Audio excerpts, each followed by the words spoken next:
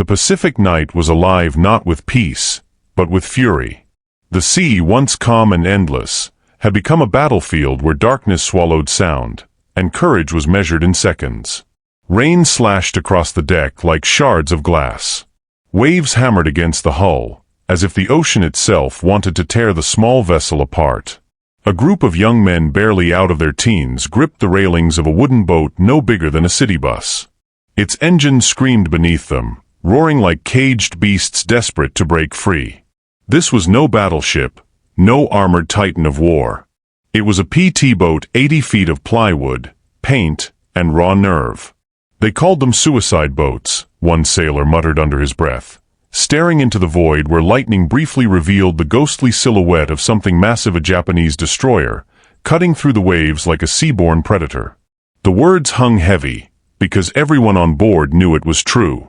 They were outgunned, out-armored, and outnumbered. The enemy ship carried enough firepower to erase them from existence with a single broadside. Yet here they were, charging into the blackness, into the mouth of death, armed with nothing but 4 torpedoes and a kind of madness only desperation could create. The skipper, a young lieutenant with salt water on his face and determination in his eyes, barked orders over the roar of the engines. "Steady her up. Prepare to launch." His voice was calm, almost too calm. It was the tone of a man who knew fear so intimately that it had become a companion, not an enemy. The crew moved like ghosts, each man locked in his duty, each movement deliberate. They didn't need to talk. The sea spoke for them. Every crash of the waves, every distant echo of gunfire was a reminder of what waited beyond the darkness. Somewhere ahead, the radar blipped. A faint signal, an approaching destroyer, a monster of steel and smoke, hunting through the same waters. The PT boat adjusted course, slicing through the storm at full throttle. Salt spray mixed with sweat and adrenaline. One sailor, crouched near the torpedo tubes, whispered to himself, "We hit her clean, maybe she never sees us coming." Another laughed quietly, the sound hollow. "And if she does?" The first man didn't answer. They both knew the truth. There wouldn't be time to think, only to die or disappear beneath the waves. In that moment, fear wasn't an enemy. It was a compass. It kept them sharp, alive, focused. These men weren't heroes yet. They were gamblers playing against impossible odds, betting their lives on speed, stealth, and a sliver of hope. The engine screamed louder as the skipper pushed them to the brink. The vibrations rattled every bolt, every bone. The air smelled of fuel, salt, and danger. Then came the order, quiet, almost sacred. "Tubes ready, stand by to fire." A flash of lightning illuminated the horizon. There she was, the Japanese destroyer, a dark mountain on the water, moving fast, cutting through the rain like a blade. The men froze. It was one thing to imagine the enemy. It was another to see him, to feel his presence like a shadow over your soul. The destroyer's searchlights cut through the night, sweeping across the sea like the eyes of a god looking for trespassers. The PT boat slowed, hugging the waves, its engines whispering now instead of screaming. The skipper watched the rangefinder. Every second stretched into eternity. The men could hear their own hearts pounding.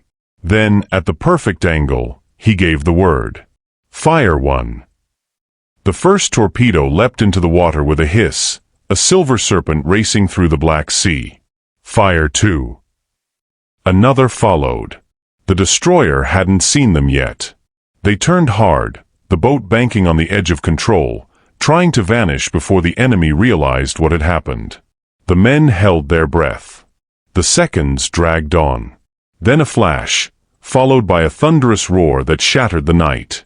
A geyser of flame erupted from the destroyer's side. The explosion lit the sky in blinding orange, turning night into day.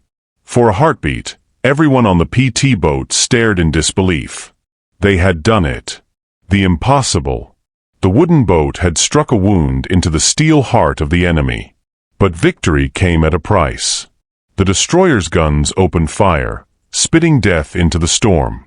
Shells exploded around them, each one close enough to rip the sea apart. The PT boat twisted and turned, engines screaming again, weaving through walls of water and shrapnel. The smell of burning oil filled the air. A man shouted as debris rained down. The skipper didn't flinch. "Hold steady. Get us out." They fled into the chaos, the sea swallowing their wake. Behind them, the destroyer burned, a glowing scar on the horizon. The storm roared louder, the rain hiding their escape. The crew sat in silence, drenched and shaking, not from the cold, but from the weight of what they'd just survived. One sailor laughed softly, a sound caught somewhere between triumph and disbelief. "We lived," he whispered. In that moment, the Pacific wasn't just an ocean. It was a mirror reflecting what war had become. Not about size, not about strength, but about the will to fight when reason said run. These small wooden boats, fragile and fast, had proven something extraordinary that night. Courage could be deadlier than steel. As dawn crept over the endless horizon, the sea calmed, hiding all evidence of the night's chaos. The PT boat drifted in silence, its crew exhausted but alive. Somewhere out there, the Japanese destroyer still burned, a reminder that even the smallest spark could ignite a storm big enough to change the course of war. They were called suicide boats. But that night, they didn't die. That night, they changed the war. The Japanese dominance. In the early days of the Pacific War, the ocean belonged to Japan. It wasn't just military strength, it was mastery. The Imperial Japanese Navy moved like a single living creature, disciplined, precise, and merciless. From the skies above Pearl Harbor to the jungles of the Philippines, the rising sun seemed unstoppable. Where its flag appeared, destruction followed. American bases fell one after another, their ships burning at anchor, their airfields shattered. The Pacific, once a vast shield of blue separating continents, had turned into a Japanese highway of conquest. Battleships and cruisers sailed unchallenged across its expanse, their guns echoing through island chains whose names would soon be etched into history with blood. At the heart of Japan's dominance were its destroyers, fast, heavily armed, and lethal in the dark. They were called the Tokyo Express, sleek predators that raced through the night, delivering supplies, reinforcements, and death to every island the Allies tried to hold. When the sun fell beyond the horizon, the ocean no longer belonged to America. It belonged to the Empire. Every night, the same pattern repeated: silence, then the low rumble of engines across the black water, and then the flash of gunfire. The Japanese destroyers moved with terrifying coordination, torpedoes in the water, before the enemy even realized they were there. Allied convoys vanished beneath the waves, entire ships torn apart in moments. For the men fighting on the islands, those destroyers meant one thing: more Japanese soldiers coming to fight, more ammunition, more supplies, and another day of survival slipping away. The Allied sailors watched helplessly. Their larger ships were too slow to intercept the destroyers, and their smaller ones, if they even had them, were outgunned. Every attempt to stop the Tokyo Express ended in failure. American commanders called it the enemy's highway, a lifeline of steel that kept the imperial war machine alive and unbeatable. In the shadows of that dominance, morale began to crack. For many, the ocean itself seemed cursed as a vast graveyard where the enemy ruled from dusk till dawn. The few surviving Allied ships crawled through the water like ghosts, avoiding combat, praying the Japanese didn't find them first. It was a one-sided war, fought on the enemy's terms. The Japanese Navy wasn't just a force, it was a symbol. Its power carried the illusion of inevitability, that resistance was useless, that the Pacific would forever remain under the shadow of the rising sun. Every burning ship, every lost island, fed that illusion.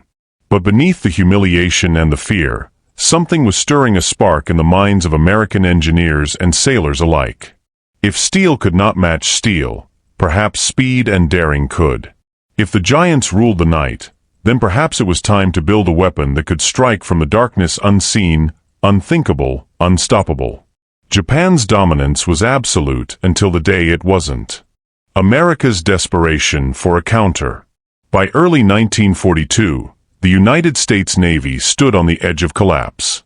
Pearl Harbor had left its great battleships lying broken on the ocean floor, their twisted hulls jutting from the water like gravestones.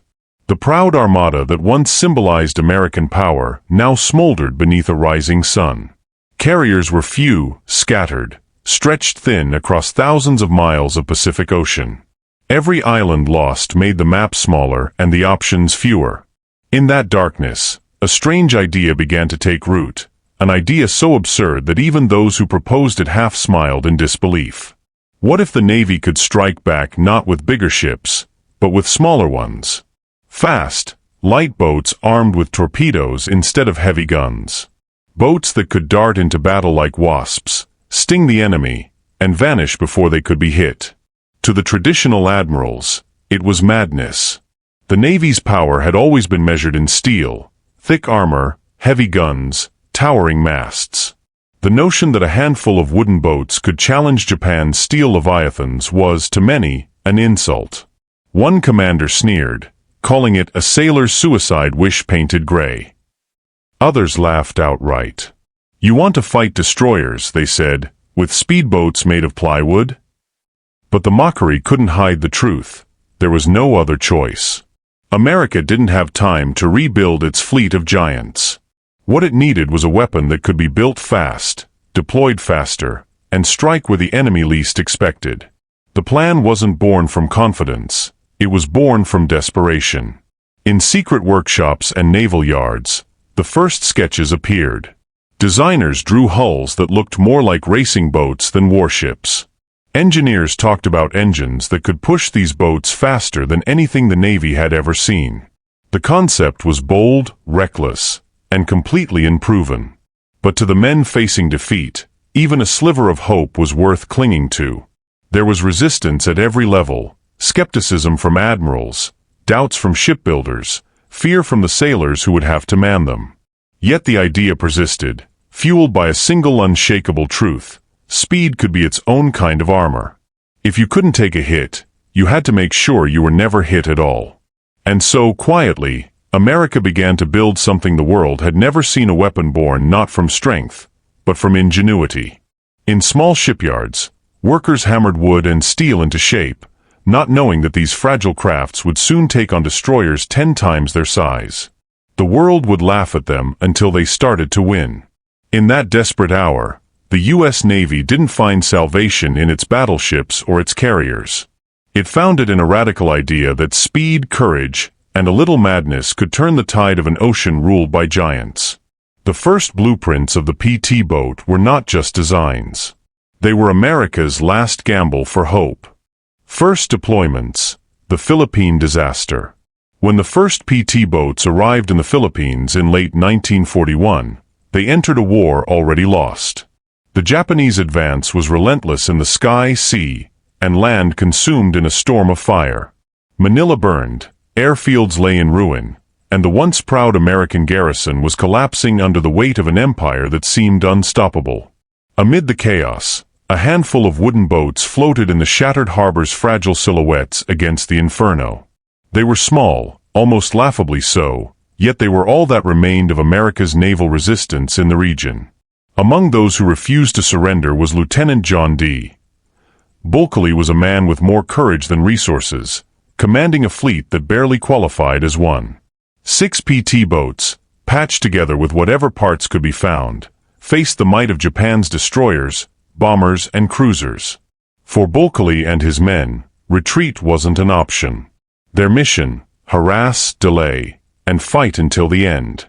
Each night, they slipped out into enemy water's shadows on the waves. Engines throttled down, hearts pounding, they hunted convoys carrying supplies to the Japanese invasion forces. Their wooden hulls creaked, their torpedoes unreliable, but they struck anyway. When spotted, they fired and vanished into darkness, leaving confusion and flames in their wake. The Japanese began to call them devil boats. But the sea wasn't kind. For every daring raid, there was a price boat riddled with holes, engines failing mid-battle, crews lost to the waves. Supplies ran out. Ammunition dwindled. Fuel was rationed to the last drop. The men slept on the decks, eating whatever they could find, patching bullet holes with tin and faith. The tropical heat scorched by day, the fear froze them by night. Yet still, they fought not for victory, but for honor. In March 1942, as the Japanese closed in on Corregidor, a desperate order came through and General Douglas MacArthur had to be evacuated. Planes couldn't make it through. The seas were crawling with enemy ships. The mission seemed suicidal. But Bulkeley didn't hesitate.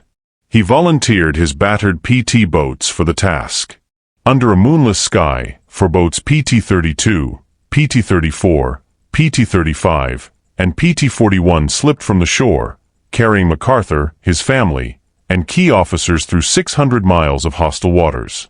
Every hour, the threat of discovery loomed. Japanese destroyers prowled the routes, searchlights scanned the waves.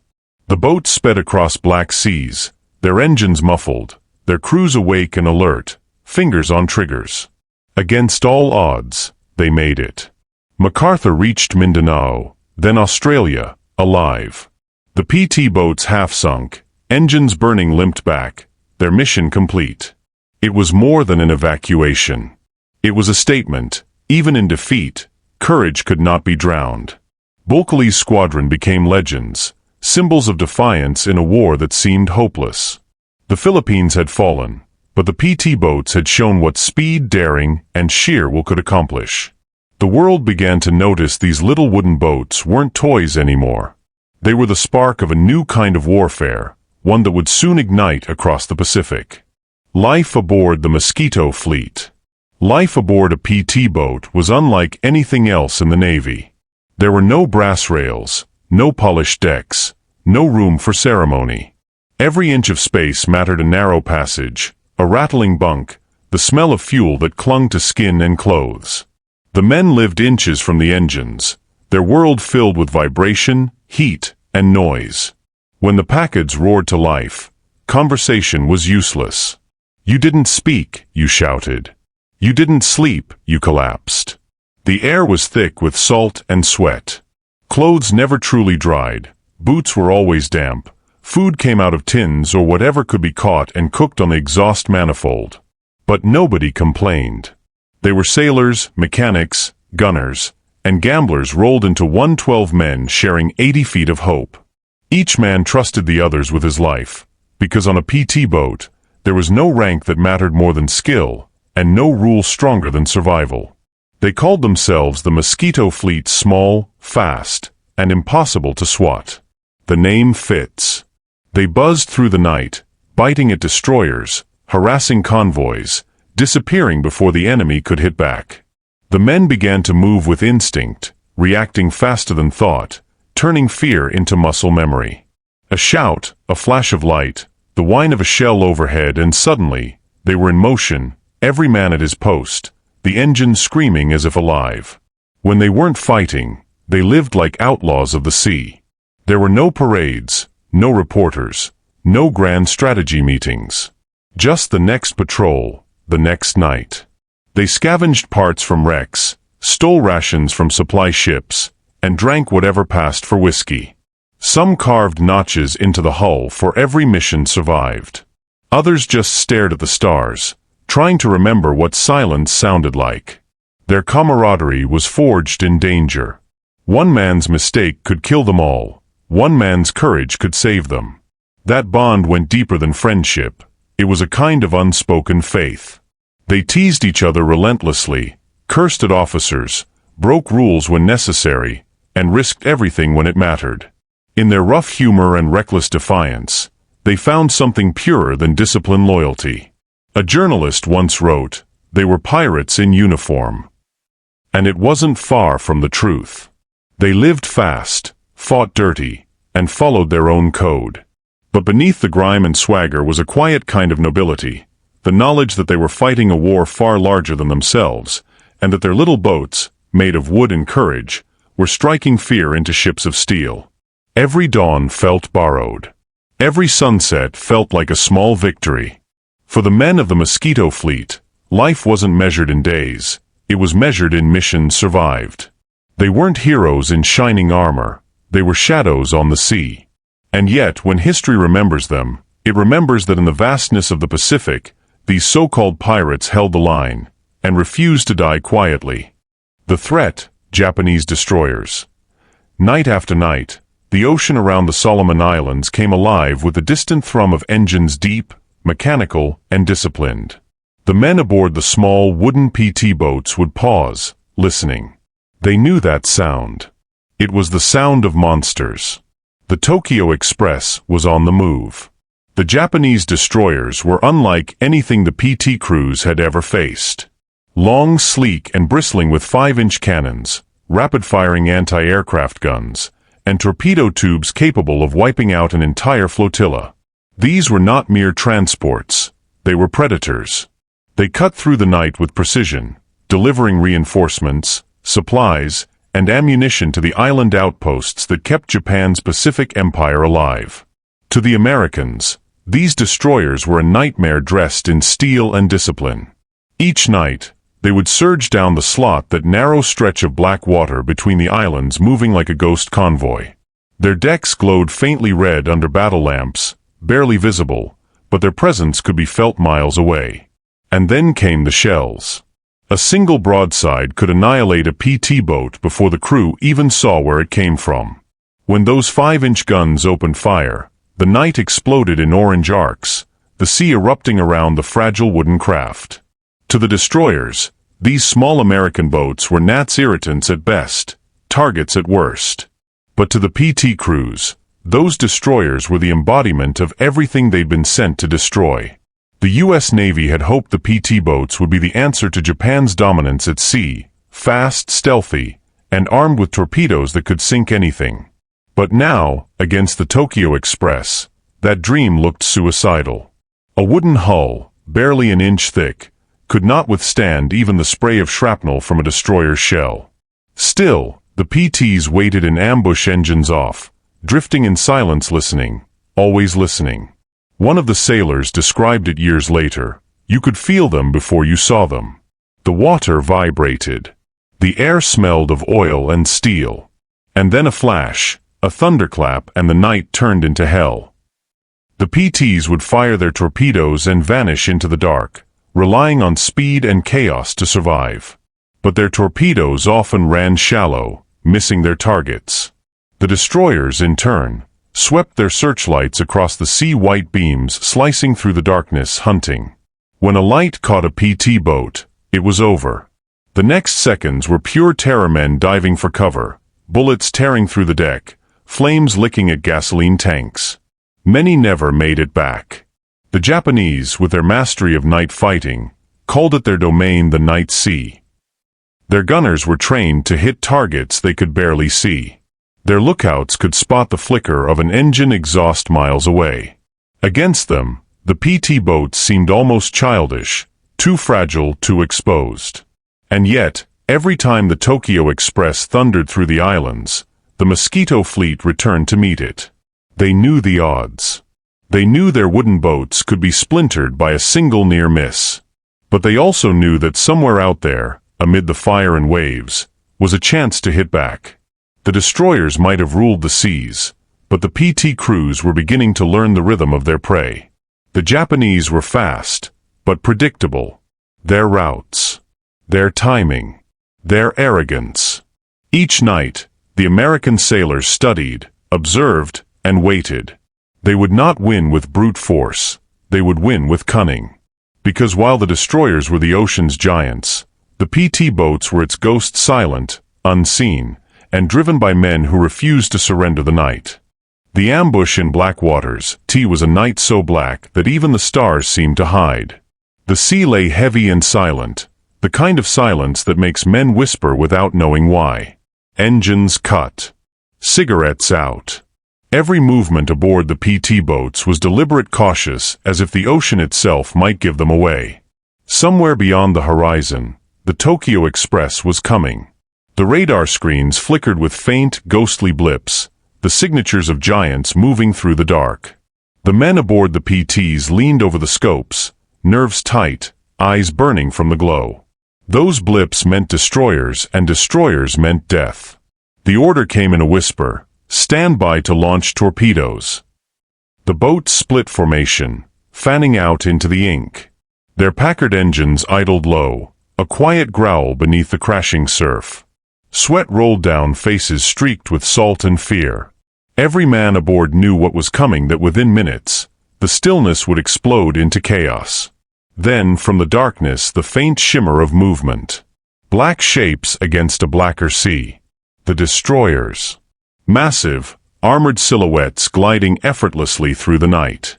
Their decks were alive with faint red light, their turrets scanning. Each one a fortress of steel, moving at 30 knots. The PT commander raised his binoculars, eyes narrowing. "That's them," he muttered. "Tokyo Express." The men at the torpedo tubes took their positions. Fingers hovered over triggers. The engines were cut entirely. Now only the sound of the waves lapping against the hull remained. The boats drifted silently in the dark, waiting for the perfect angle, the perfect moment. Seconds stretched like hours. The destroyers drew closer until they filled the horizon, towering shadows bristling with guns. One flare, one flash, one spark, and the PTs would be erased. But still they waited. Then fire one. A sudden hiss. A silver flash as the first torpedo slid into the water. Then another. And another. The torpedoes streaked forward beneath the surface, leaving behind faint trails of bubbles that disappeared into the void. For a few heartbeats, nothing. Just the sound of distant engines. The destroyers sailed on, unaware of the danger that swam beneath them.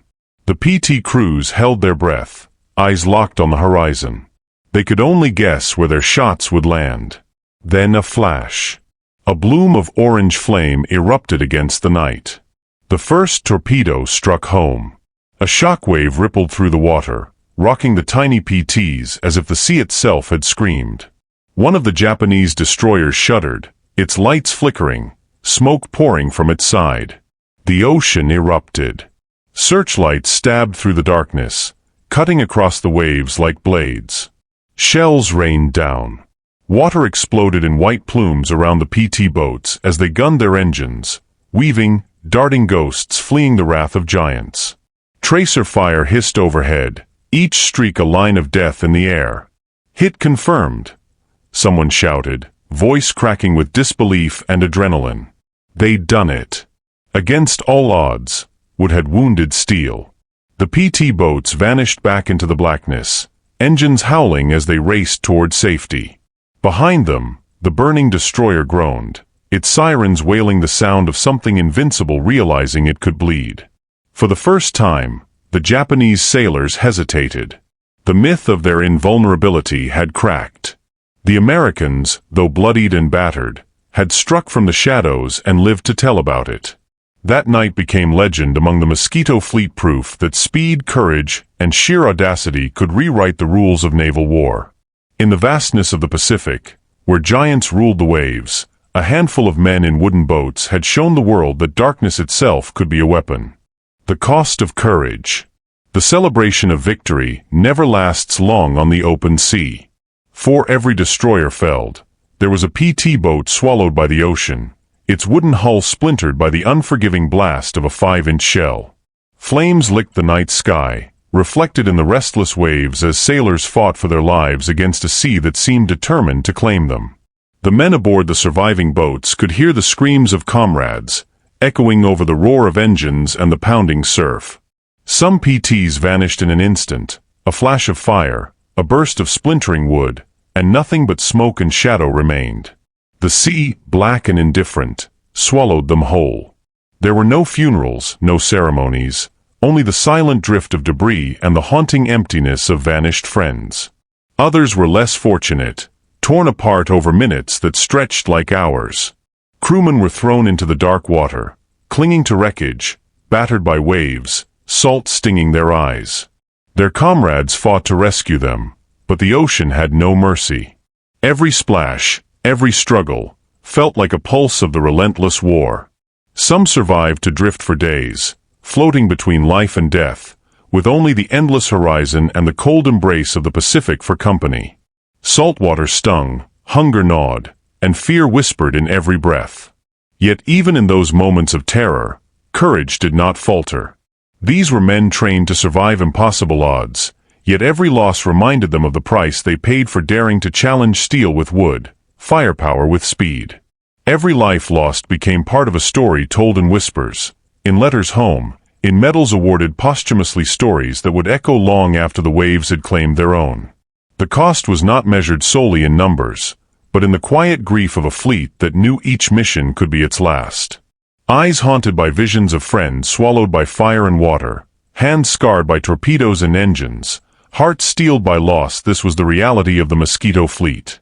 Each victory was shadowed by sacrifice. Each strike against the Japanese destroyers came with a price in blood and salt.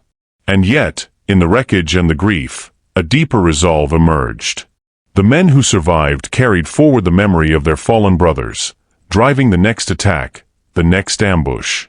They understood that courage was not a guarantee of safety, it was the willingness to face annihilation anyway, to gamble with the odds, and to strike while the enemy believed them powerless.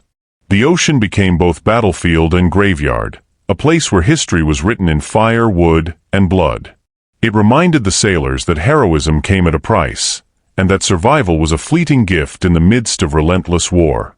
In those dark waters, courage was more than daring, it was endurance, sacrifice, and the quiet honor of giving everything for a fleeting chance to turn the tide.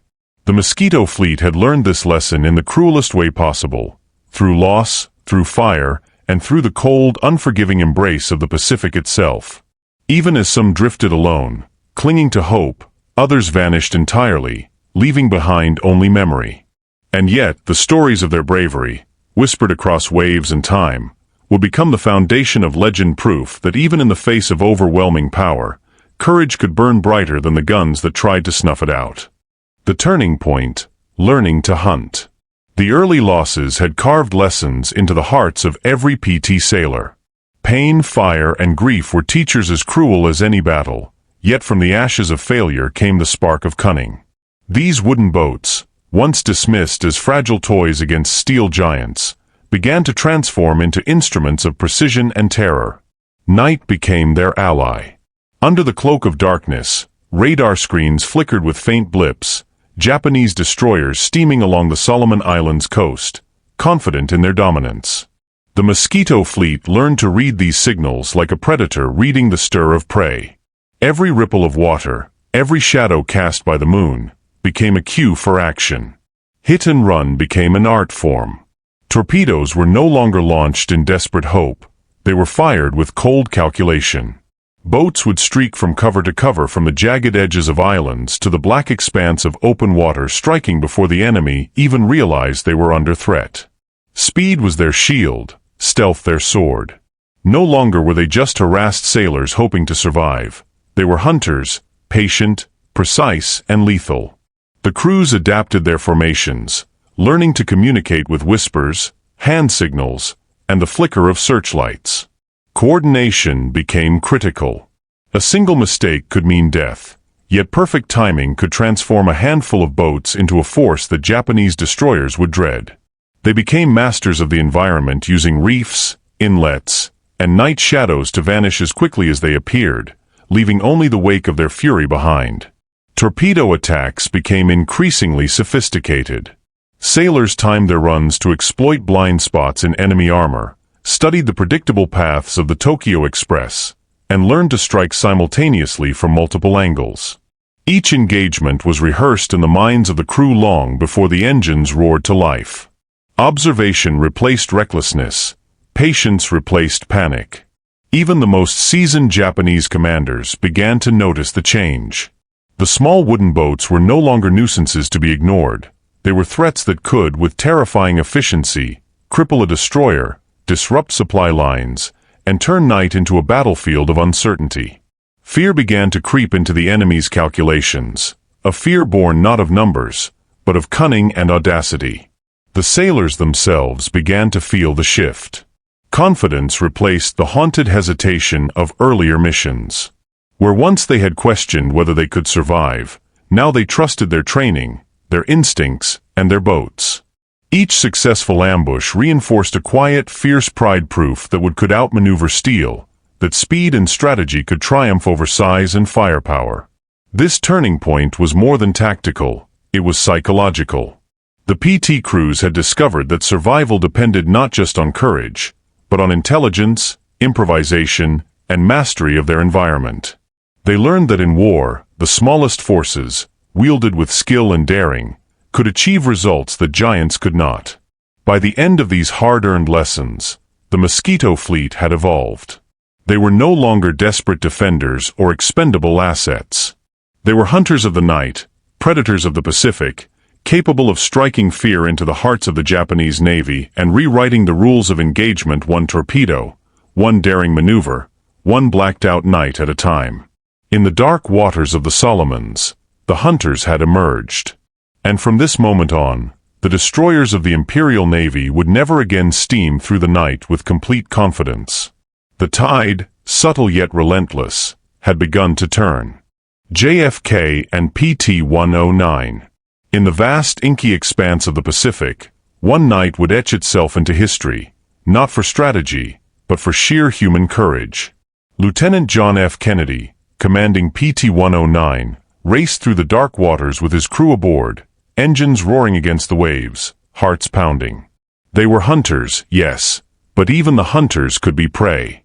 Without warning, a Japanese destroyer loomed from the shadows, a steel leviathan slicing through the black waters. The impact was catastrophic. Wood splintered, torpedoes and gear scattered, and PT-109 was cleaved in half, vanishing beneath the waves. Chaos erupted. Sailors clung to debris, screaming into the night, swallowed by cold water and fear. In that moment, Kennedy became more than a commander, he became a beacon. Stripped to his courage, he swam alongside his men, guiding them through darkness, dragging the wounded across miles of open ocean.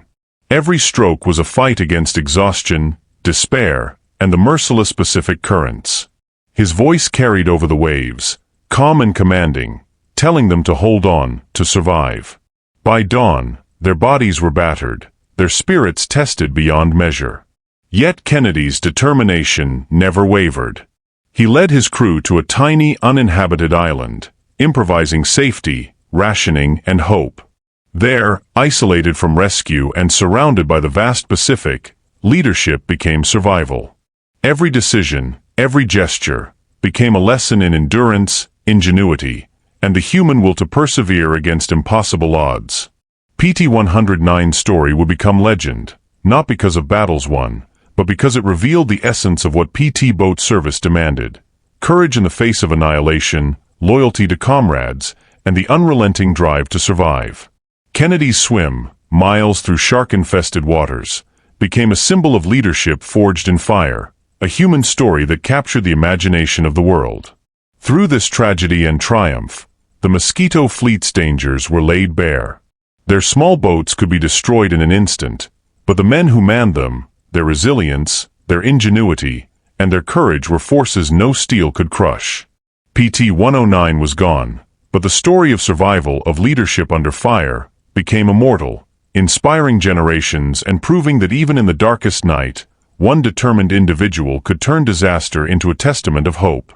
In the shadow of loss, Kennedy and his men became the embodiment of the PT boats themselves, fragile yet fearless, small yet capable of altering the course of events, their courage rippling across the Pacific like the wake of a boat racing through storm-tossed waters.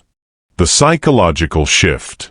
The darkness of the Solomon Islands no longer belonged solely to the Japanese. Where once destroyers patrolled with confidence, their crews laughing at the little wooden nuisances, now every shadowed ripple in the water sparked tension. Radar blips, once routine, became threats. Every distant splash, every silhouette against the moonlit horizon could hide a PT boat, waiting silently to strike. Fear, subtle and insidious, crept aboard Japanese ships. Officers barked orders more urgently, eyes scanning the black waters with a vigilance they had never known. Confidence that had once been as solid as steel now wavered like a candle in the wind. The psychological advantage shifted, quietly but decisively. The Mosquito Fleet, small, fast, nearly invisible, was rewriting the rules of night warfare. PT crews, meanwhile, felt the shift too. The hunters became even more daring, their morale buoyed by each successful torpedo strike, each destroyer that floundered under their ambushes. They moved with the certainty that fear could be weaponized, that terror could be as potent as guns or torpedoes. They learned to read the water, to anticipate enemy maneuvers, to strike not just with firepower, but with cunning. In the ocean's inky black, psychology became as vital as physics. The Japanese knew the PT boats were fragile, yet unpredictably lethal. The Americans knew the destroyers were powerful, yet now hesitant. A subtle tension hung in the night air, each side aware that the smallest miscalculation could mean annihilation. This shift was invisible to most war historians, but it was decisive. Battles were no longer only about tonnage or armor. They were about nerves, about the courage to act when the world is shrouded in darkness, and the fear that a shadow could end a ship in moments. The Mosquito Fleet had turned not just the tide of individual skirmishes, but the minds of the enemy themselves. Through whispered reports and tense patrols, the Japanese began to respect and quietly dread the presence of these small wooden warriors. Night no longer guaranteed safety. Every encounter became a high-stakes game of survival, with fear now evenly distributed across both sides of the Pacific. The psychological shift was complete. The Mosquito Fleet had claimed not only victories, but the imagination of the enemy. Their legend grew with every splash, every torpedo, every daring escape into the black waters. The balance of night warfare had changed forever, and the PT boats, fragile, fearless, relentless, were at the center of it all.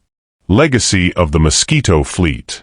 By the end of the Pacific War, the Mosquito Fleet had left an indelible mark on naval history. Small, wooden boats that many had dismissed as toys had proven themselves devastatingly effective. They had sunk or crippled destroyers, disrupted supply lines, and forced the Imperial Japanese Navy to rethink its once unchallenged dominance of the seas. Each daring mission, each high-speed run through treacherous waters, had added to a growing legend, one forged in courage, cunning, and relentless determination. The legacy of the PT boats was not measured in sheer tonnage, but in impact. A single torpedo, launched from an 80-foot wooden craft, could neutralize a steel giant, turning strategy into opportunity, audacity into survival. They showed that in warfare, speed and intelligence could rival brute force, that ingenuity could tip the scales where firepower alone failed. Beyond the numbers, the PT boats shaped the spirit of the men who served on them. They embodied a new type of naval warfare, fast, flexible, and fearless. They demanded instinct, teamwork, and nerves of steel.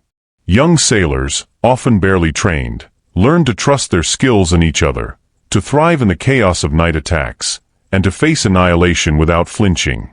Their stories of heroism, sacrifice, and daring became part of the collective memory of the war. Even as the Japanese destroyers once feared under the cover of darkness faded from the Pacific, the lessons of the Mosquito Fleet endured. Military tacticians studied their hit-and-run strategies, their use of terrain and radar, and their psychological edge over larger, more powerful foes. The PT boats were small, but their impact was monumental, a testament to the idea that courage and innovation could change the course of battles and, ultimately, history itself. The Mosquito Fleet's name became synonymous with audacity. They were fragile yet formidable, wooden yet unstoppable, a fleet that dared where others hesitated. By the war's end, they had proven that in the vast expanse of the Pacific, it was not always the biggest guns that ruled, but the bravest hearts and the quickest minds. Their legacy was carved not in steel, but in the echoes of their engines, the ripples of torpedoes, and the indomitable spirit of the men who sailed them. Fire in the waves. The Pacific sun glints off calm waters, but the shadows of history linger beneath the surface. Rusted hulls of PT boats lie half-submerged in quiet lagoons, their once proud engines silent, torpedoes long gone, and wooden frames bleached by sun and salt. These vessels, once streaks of lightning against the night, now rest as ghostly monuments to courage and sacrifice. A gentle breeze stirs the palms along the shore, carrying the whispers of the sailors who rowed these fragile crafts into the teeth of steel giants. They were young men, often barely out of adolescence, armed with little more than determination, instinct, and the roar of Packard engines. Yet in their fleeting moments of life and death on the open ocean, they reshaped the very rules of naval warfare. They were small. They were fragile, the voice cuts through, reverent and steady, but in their wake the tide of war turned. The words hang in the air, heavy with meaning. These boats were never meant to endure the might of destroyers or survive a direct hit, yet their speed, audacity, and the bravery of their crews made them unstoppable in ways the enemy never anticipated. In the distance, the water shimmers where torpedoes once cut silent paths through the night, where darkness masked death and courage in equal measure. The Mosquito Fleet story is not just one of strategy or battle, it is a story of human resolve. Of ordinary men confronting impossible odds, of wooden boats carving their names into history, and of fleeting moments of heroism that shifted the balance of a global conflict. As sunlight pierces the tropical lagoon, illuminating the corroded metal and cracked wood, it casts long reflections across the water, reminders that even the smallest, most vulnerable things can leave an impact that echoes across oceans and generations.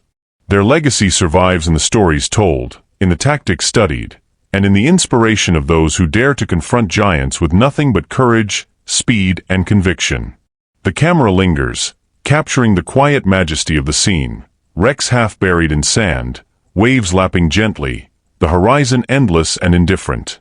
And yet, for a moment, history itself seems to remember the roar of engines, the flash of torpedoes, and the fearless souls who rode them. They were small. They were fragile. But in their wake, the tide of war turned. A final ripple crosses the water, and the legacy of the Mosquito Fleet drifts into memory, a testament to audacity, ingenuity, and the unyielding human spirit that no ocean, no destroyer, and no night could ever drown.